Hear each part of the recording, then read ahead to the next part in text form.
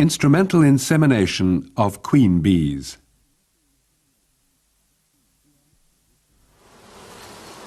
Throughout the history of apiculture, beekeepers have endeavoured to control the quality of their stocks.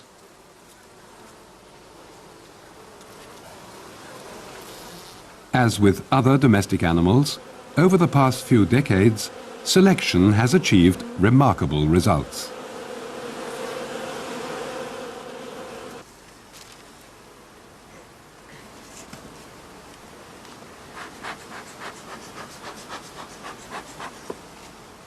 Selection criteria include abundant honey yield, gentleness, as well as the tendency to stay put on the comb, low swarming disposition, and good resistance to disease.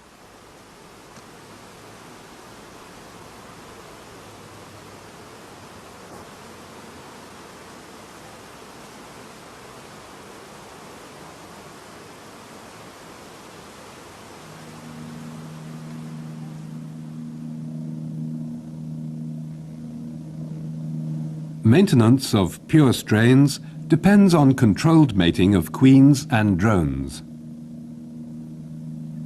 This is only possible in remote bee-free areas, for example on islands, because drones can fly up to 7 and queens up to 5 kilometers before mating in flight. For mating, selected drone stocks are taken to so-called island queen mating apiaries.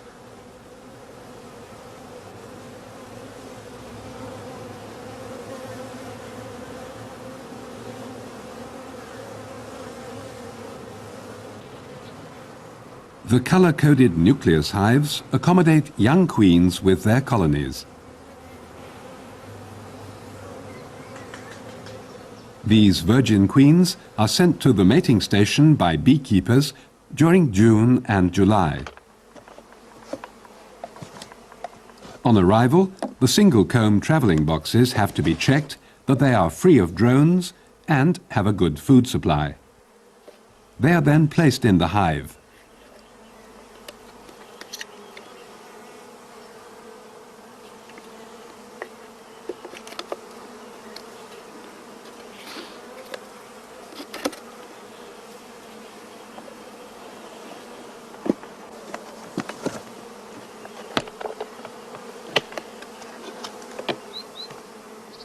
The entrance must always be kept free. After mating, the queen returns to her nuclear colony.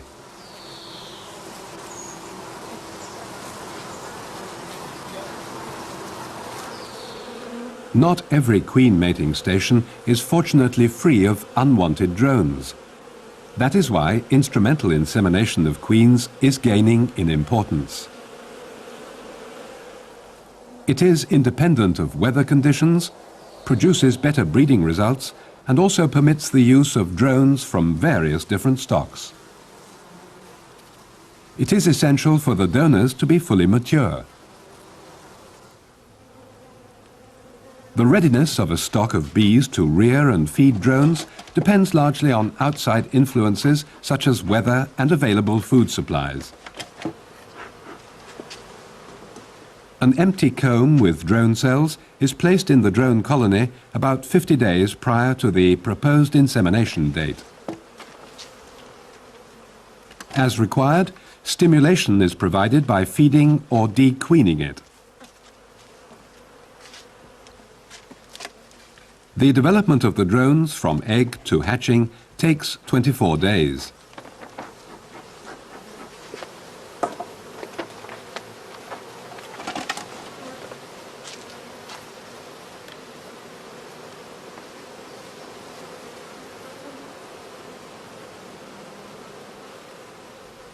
About 2,000 drone cells occupy one side of a drone comb like this.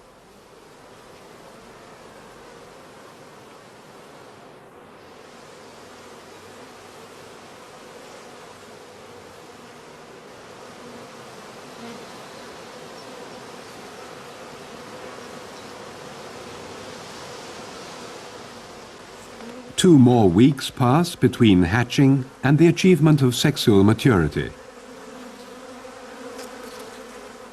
Warmth and abundant food are essential during this period.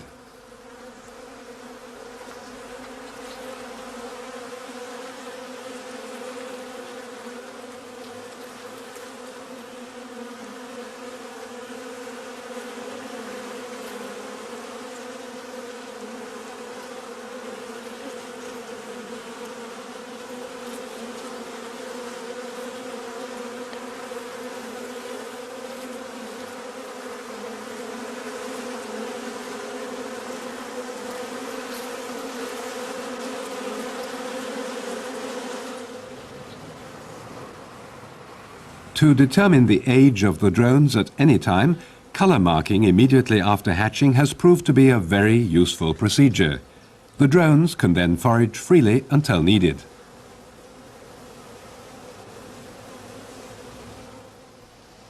The reared queens are introduced into mating colonies.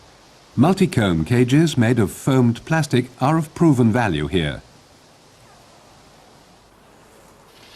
After 6 days, the queen is sexually mature.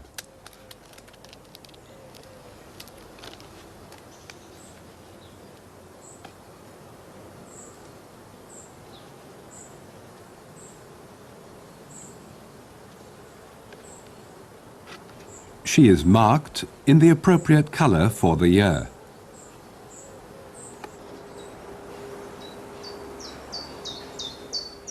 On the day before insemination, the queen is caged so that she can be later narcotized with CO2 in the laboratory.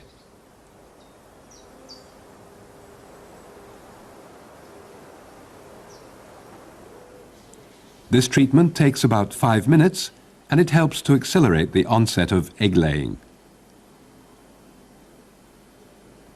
Until she is inseminated, the queen is returned to her nuclear colony.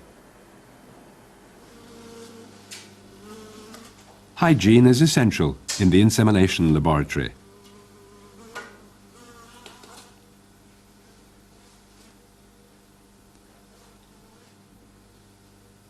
All glass and metallic instruments are autoclaved daily.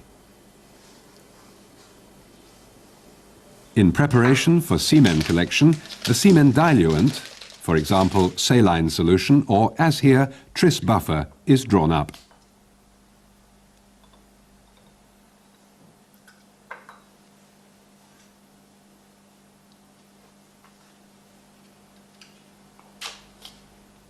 The liquid is sterilized by microfiltration. The pore diameter of the membrane is 0.2 microns.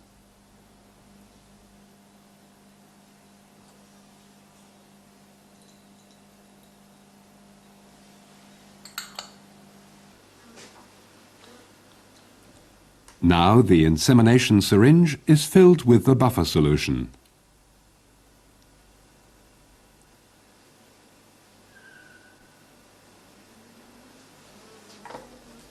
Bubbles of air are carefully removed.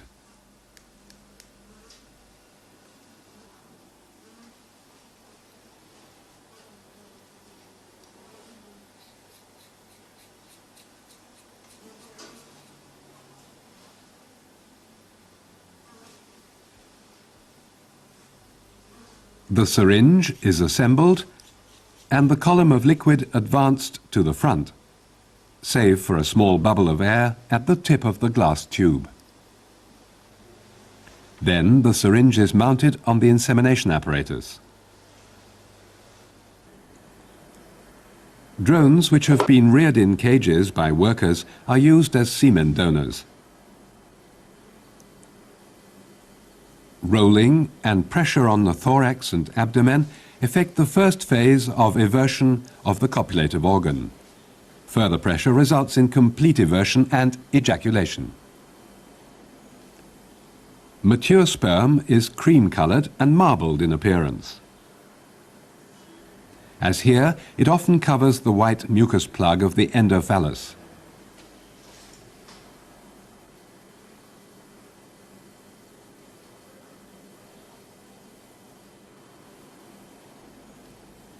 Using the glass tip of the insemination syringe, merely touch the surface of the semen covering.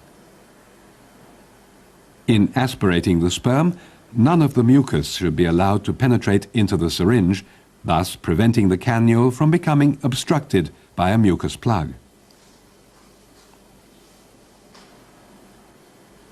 Similar to the natural mating process, the semen of several drones is aspirated in portions. A minimum of 8 microliters are required for insemination. This corresponds to the quantity of semen donated by 8 to 10 mature drones. If necessary, the tip of the canule is cleaned off with a sterile swab. A drop of diluent closes the capillary to prevent the semen from desiccation. Now the syringe is ready for insemination. The term sperm homogenization implies that the semen of, say, several hundred drones is blended to increase genetic diversity. To do this, the sperm content of several capillaries is diluted with tris buffer solution in a proportion of 12:1. Every operation must be carried out under ultra-clean conditions because a single contaminated portion would adulterate the entire batch of semen and endanger all the queens of an insemination series.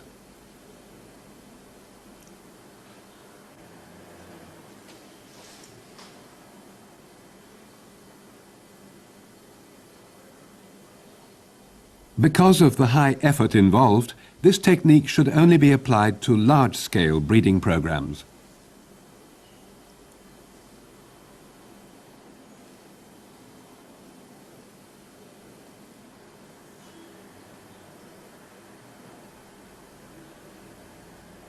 A pipette is used to mix the suspension thoroughly and fill it into a special centrifuging tube.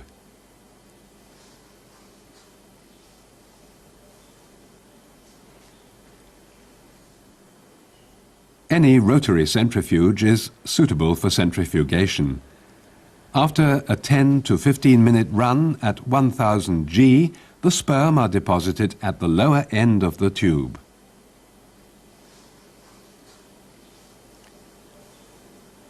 The clear supernatant is removed and the plastic tube is cut off on a level with the surface of the sperm.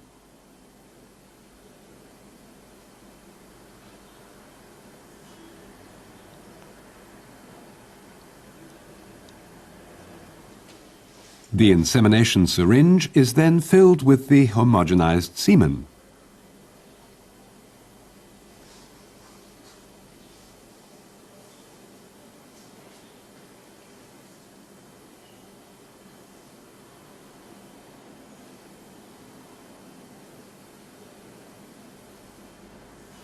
A queen, who was treated with CO2 on the previous day, is placed headfirst into the retaining tube.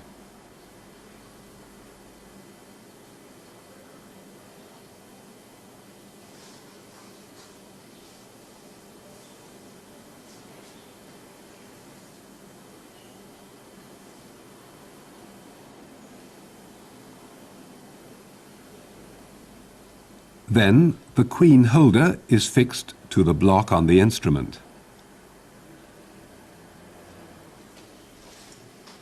A whiff of CO2 helps to immobilize the queen.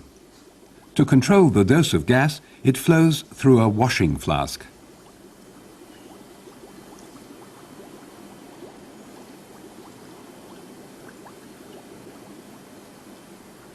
The ventral hook, left, engages behind the ventral plate of the last segment. The dorsal, or sting hook, in this case a perforated hook, exposes the sting chamber. The sting lancets and epidermal folds are now visible. The vaginal orifice is recognizable as a wrinkled bulge in the middle.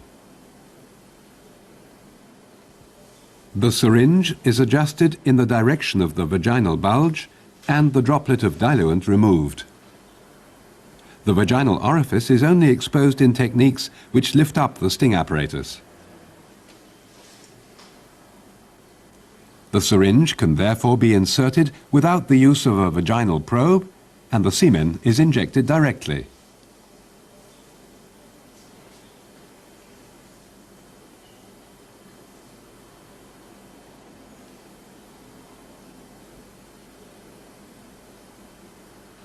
This concludes the insemination procedure.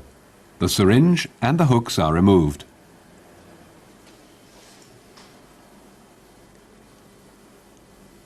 The still narcotized queen is released from the holder.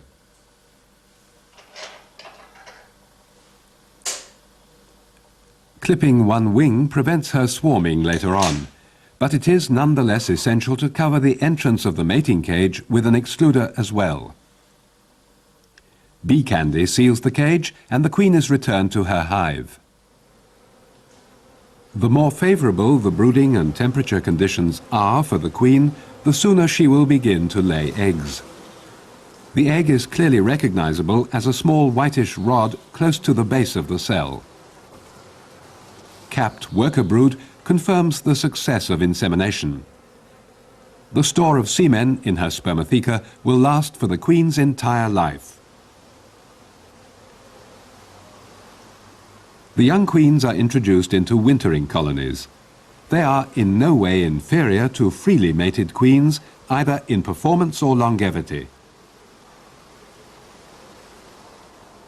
Instrumental insemination is now about 90% effective. This is in excess of the results achieved by natural service at mating stations. For this reason, the technique will become increasingly important to practical apiculture in the years to come.